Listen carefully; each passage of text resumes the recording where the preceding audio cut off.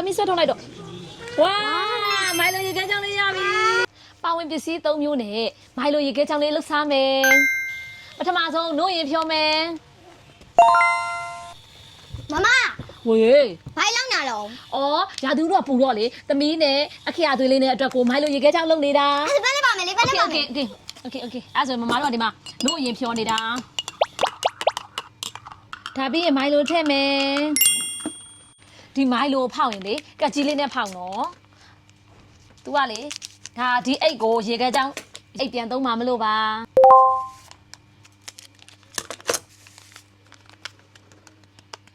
။ပြီးရင်ဒါတွေကိုသမအောင်မွေးမယ်။ပြီးရင်နိုးစီထည့်မယ်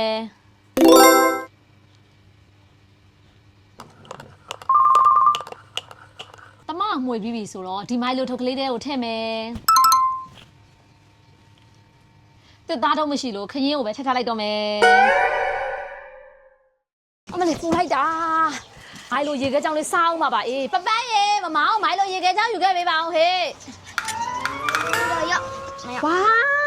ခဲသွားပြီနော်သမီးကဒီအကြီးစားလိုက်ပေါ့နော်โอเคမမလုပ်ပေးမယ်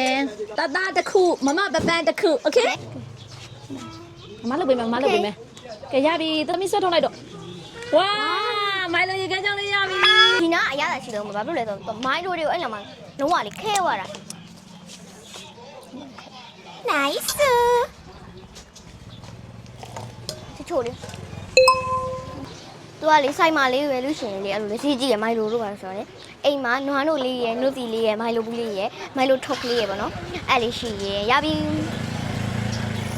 မဆက်စားလာအောင်မတတား